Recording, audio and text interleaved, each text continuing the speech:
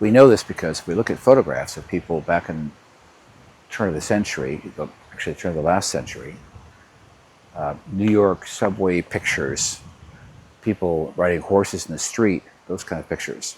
And you say, well, how old is this person there? How old is that person there? When you find out what their ages are, you're shocked. These are people who are 40 years old, and they look pretty old. Kind of, they went their child-rearing years, especially the females. That was brutal. Many of them died, or the kids died. The men often worked really, really hard jobs if they were manual laborers. I know my own father and his father were like slaves. They were indentured servants from Sweden. And they just beat them up and wore them out. Most of them actually became heavy drinkers just to cure the pain issues. But that's what nature was doing, was putting us in a survival mode so vicious that we simply had to survive by being tougher than nature. And that was a very, very difficult thing to do. As we become more advanced now, we're really finding ways in which we can have normal lives, but that also means we're kind of soft. And this is not an exaggeration. These are people who my grandfather was a bull rider. He was supposed to be a cowboy and a farmer, but he was a bull rider too. And I didn't know why he did it, because there was nothing in it. I don't think they paid him much. He just was showing how tough he was. And he was kind of a mean guy. But it kept him alive. And because of him, here I am.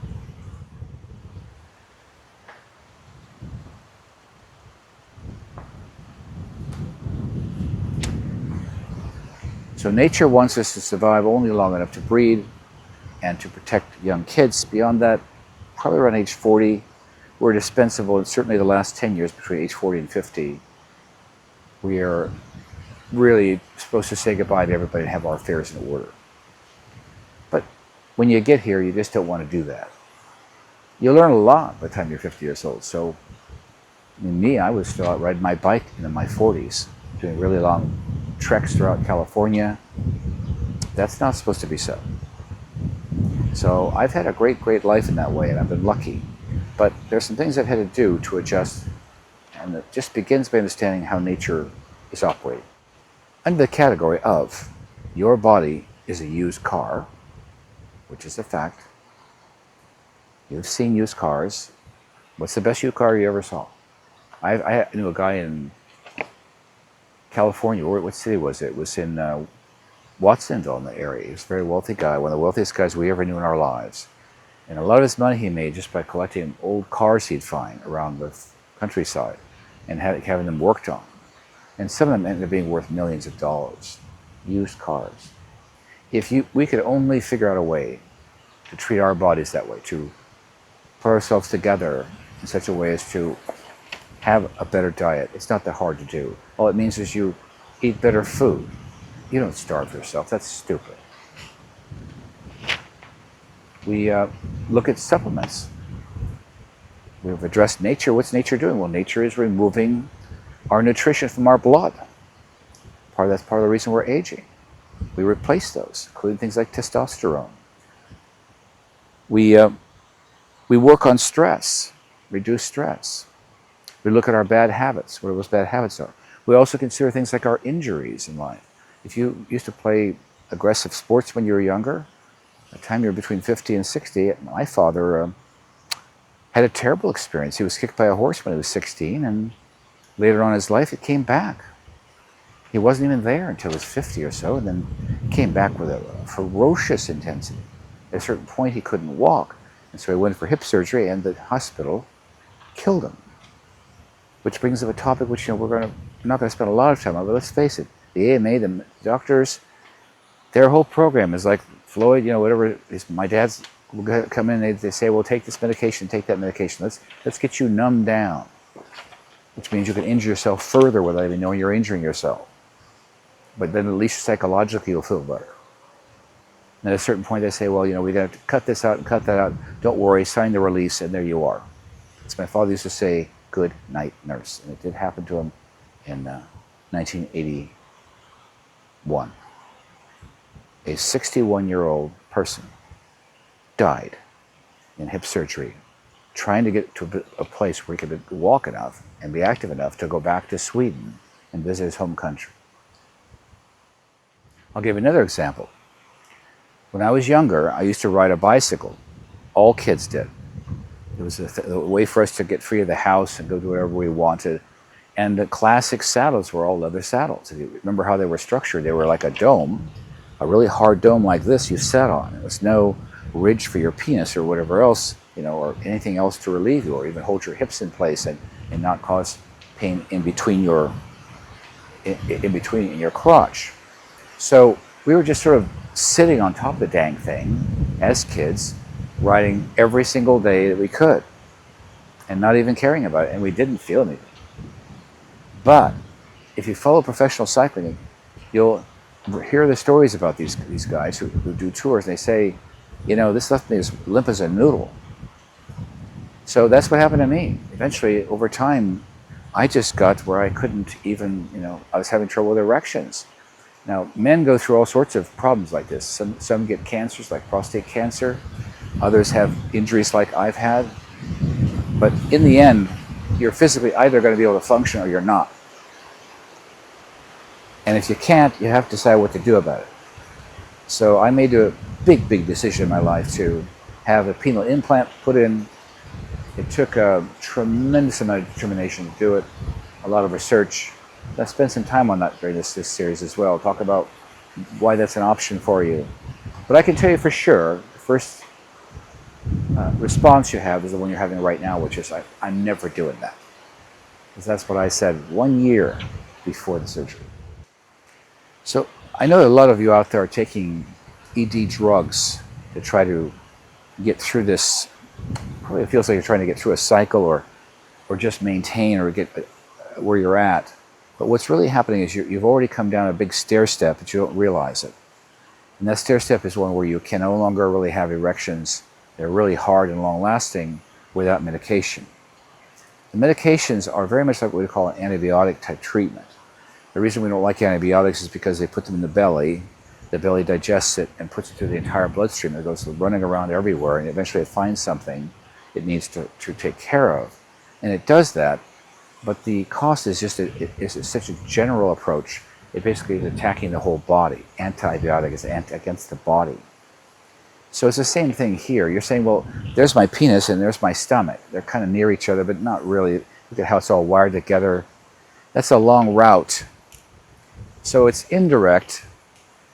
When it arrives, it's a mild dose.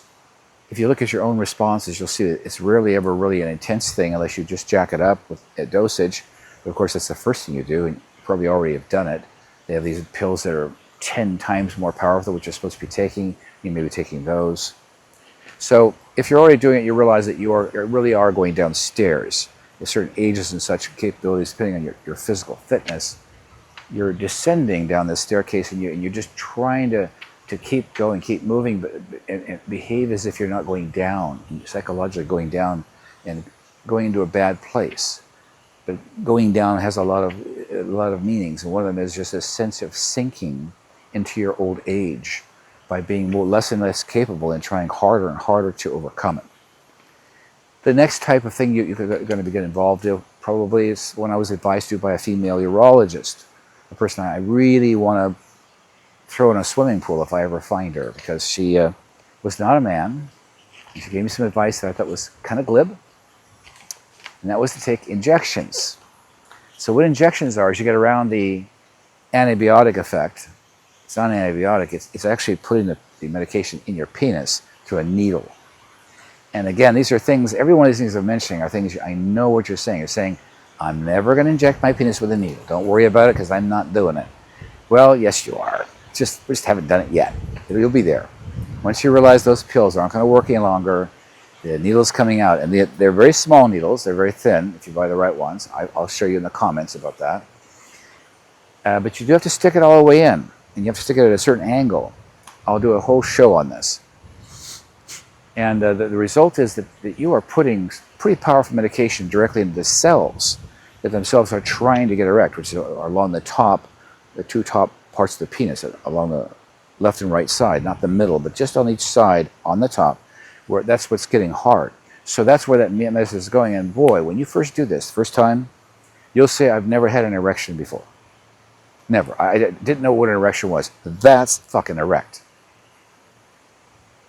That's what you're going to say. You're going to be, when you go home, your mouth is going to be hanging open. People are going to be looking at you. What's the matter with you? What happened to you today? I had an actual erection. Well, this medication does that to you the first time. And for the first 2 years, about. But again, like everything else I've talked about here, if we see it as a hack of some kind, we know it's going to be limited in scope, and particularly it'll have a lifespan, a shelf life, so to speak.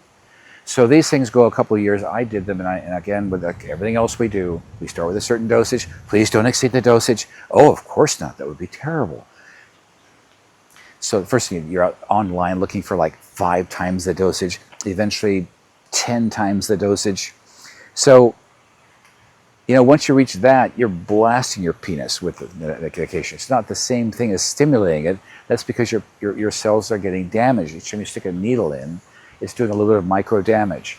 And it is having an effect, but you'll then start having cases after 1 year in which you inject and not too much happens. Then in the second year, you'll have it go in, no matter, regardless of the strength of the dosage, you'll have cases in which you simply can't get erect even with an injection. And that's when I said, Doc, what do I do? And he says, you do that. And he pointed at this device on his desk. It looked like a big old animal or something, you know. It was so huge, like a dead critter. You're gonna put that dead critter in there. It's made of plastic and full of water, saline.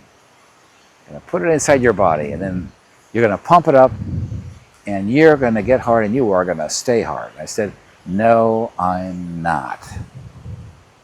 I bet you $1 billion, trillion I'm not doing that. I'm never gonna have you put that in my body. Now, there's an old saying, if you want to avoid being a fool in life, you must also avoid speaking in absolutes, which of course I just did. I banned myself from the thing, but really what I forced myself to do was investigate it, and hopefully in this series I can save you from that year I spent, which I drove everywhere, flew places, I drove places, I went and talked to doctors and said, how do you do it? Show me how you do the surgery, and give me some of your patients, let me talk to them. And I would ask them, they said, you know, universally, no BS now. They all said, and I will say it right now, the thing I wish I'd done is I wish I'd done it sooner. Because all the medication was useless, and the penile injections, when they actually did the surgery on my penis, they said, you know, I can do a pretty good job here, but be aware, you've been injecting yourself. You're not supposed to do that. I said, but my female urologist told me, he goes, yeah, I don't care what she said. You're supposed to have common sense. You're sticking a needle in cells that are very delicate, and that causes them to burst. And you get enough burst cells, as you already know, you got dead spots, and now I've got to put a prosthesis in here, and you're going to say, well, make it work perfectly. Well, fortunately, mine did work very well, but to the extent it was limited, it's because of all the injections which my lovely urologist insisted I do, and which gave me 2 years of glory. I got to say, again, you're never going to believe what it's like. Well, you will. You'll go through that. Then, if you do what I did, you'll get the prosthesis put in, and you'll say, okay, so now I don't use injections, I don't use medication, I use a little pump. It's kind of, you know, I have to practice using it, so you have to get it pumped up. And it doesn't take too long, a little bit of time. But now you have an erection that if you just have a few drinks with your girlfriend or whatever and you fall asleep after whatever you've been doing, it's going to be monstrous. You wake up next morning and you look down and their penis is just as hard as when you went to bed. I'm not kidding. That's how good they are. They're totally airproof, waterproof, everything, and they're inside your body. So you have to sort of look carefully. You have to feel around there to feel that you've got one. And there are actual porn stars who have this done, and they have certain parts of it even put further up, so that even if you try to feel around and feel what's going on, the only way you feel is you actually hold the penis, and you feel there are 2 tubes inside. So we'll do a show on this, but right now, let's stick with nature and our plan to overcome nature's attempt to kill us. Now, there's a very big industry in the world today promoting certain medications that are supposed to make you able to have sex by giving you more sex drive. It's a very interesting topic, so we'll get into that at some point in this series, we'll talk really about what your sex drive is. But that's something else that nature does wear you down on. It takes a lot of this away from you. It takes out some critical drugs like testosterone, which we all know about, but there are other companion materials in your body that we still have to learn a lot more about to figure out what concoction is causing you to want to have sex. But I will tell you something that's more important, which is that men, as long as they're getting hard, believe they can come and have sex and climax if they're hard. So it's not an accident that you get hard and you climax and you come and then you're done. It's part of how nature built you. It's very lazy, stupid, lazy mechanism. It makes you get horny to have sex with a girl, or whatever, or a partner, and you go and run around, chase them down like hunting an animal, a wild kingdom, and you pounce on them and pump them full of your semen, and then you're kind of done. So that's because you got hard. I know it doesn't seem like it is. You see the sequence and you think, well, that's just the sequence. It's just an accident. It happens 1, 2, 3. Not really. No, psychologically, getting hard is a thing that makes you think you're going to be able to have sex. So your sex drive is partially some of these chemicals and partially your ability to get hard. That's why when you get into things like the injections, which I think probably you should avoid, but if you do that, it's fine. Or go do the penile implant, which is the permanent solution. Being able to pump that thing up and stay hard, just immediately it sort of says, okay, I'm ready to have sex. And you'd never think that's true. It was the biggest surprise I had, of many surprises. It also changes how you think about sex in general, so I'll go into that in another program. Part of what nature does is it removes not just your ability to have sex, that's what we've talked mostly about today, but it also reduces your physical drives. That is also, it's part of getting older that your whole system, your brain gets older. They said the sexiest part of your body is your brain. It is true, but it doesn't help much. Because I know a lot of smart people, they still lack a sex drive, they have all the same issues everybody else does. So being smarter doesn't help. What we're saying is your brain is running your body is trying to have sex, so it's a system that has to work together. And the way it does it is through signaling, through various chemicals, and we know about testosterone. But there's just so much we don't know, and we still have a lot to learn about the medications that are in your body that we might call pro-testosterone or co-testosterone kind of medications. When we get into what I call the protocol, which is all the things I've done with medications to make myself be more alive and more vital, these issues will all come up. Just basically, I will tell you that you cannot just take testosterone and have more sex drive than have more sex. These are all chained together through complex chemistry and also behavioral things, your diet, your overall health, your mental health, and then of course all these interesting drugs that your body keeps pumping around, trying to keep alive as a human being and try to function as long as it can as a human being. But I'll tell you a couple of surprising things that you should know, which is that because we don't know much about these things, you're being hustled all the time by various companies online who are trying to sell you these solutions to being a more virile man. But it's all a folly unless you do the whole thing. That means you work on all your blood. Like for instance, I was short of vitamin D. That was a surprise. That's not good because it actually harms my bones. I was short of, my thyroid was low. That was bad because it makes you a little more sluggish and a little bit, you gain a few extra pounds. No reason for it, your thyroid needs adjusting. All these things had to be adjusted before I started to feel better. But in particular, I was warned by my urologist. One of the good things they actually did for me is they warned me. They said, look, don't just buy stuff like more testosterone, don't do the injections. I would start to do those every week. But don't just say, okay, I'll take twice the testosterone because I did this with my penis, I did here and there. I just took more of it and I felt, I felt more full, I got more.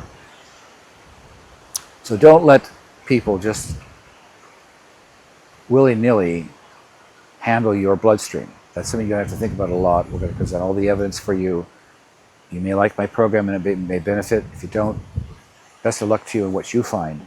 I'll show you what I've done in my life. But that testosterone being the key drug, the main one is the one I monitor the most. I do things that promote testosterone, but I also do actual physical injections, and those are very, very strictly regulated. You can have problem with certain cancers and with testosterone. Testosterone is so powerful it can actually encourage certain cancers to, maybe as a layer, let's just say it won't really do much to stop them, and it may even encourage some of them a little bit. And it's sort of pumping it, it's sort of stimulating you in a lot of ways you're not aware of. So in this idea, like with your penile injections or other solutions, or Viagra, well, I can't get an erection at 20 milligrams, I'll take 40 milligrams.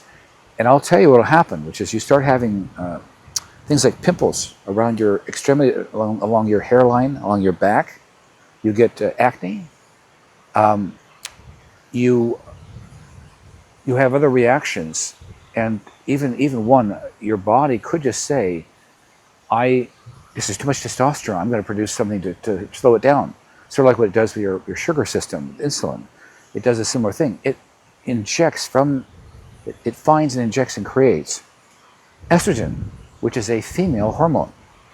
And it's a real deal that people who abuse testosterone get boobs, man boobs. It's sort of like when you look at these people who take steroids, they go, wow, look at the muscles, they walk like this. Yeah, and their penis is about that big because it shrank, and the end of it with the heart surgery, because it kills their heart. So you got to watch out for all these drugs. They're kind of too powerful in their own way. That's why a lot of this protocol you see us doing, you'll see we're just doing things that are like promoting the environment for this. Then there's a little touch of very carefully dosed testosterone that we do lots of blood work on that. We monitor all these effects, things like PSA, which is a critical prostate measurement. So we'll talk about those later, but just my precaution about all the advertising. Sorry it's here. This program is just all about your health, and we wanted to begin with nature because it really is where the source of this is. Some people are very unlucky. They get serious injuries when they're younger, or God forbid prostate cancer when they're very young, or something else, and we're really not dealing with that issue. It's mostly men who are getting older. Nature catches up with you. Nature wears you down. Nature removes unbalances your chemistry. And then nature also, because of all these things are happening, you sort of get psychologically run down. It's sort of like if you raise a family, you get tired because your family makes you tired. You get tired of your job. Once you get sort of tired all the time, that really is the thing that robs you of that last vitality, where you identify that you're a strong, healthy, virile male, that somebody's going to desire, they're going to want to have sex with you. Well, that happens when you feel vital, when you project it. And this is a result of all these things we're going to discuss in this series. It's going to be fun, and you're going to learn a lot, and it's going to be interesting. You'll be surprised by some of the things that occur here. It's all about seeing the truth.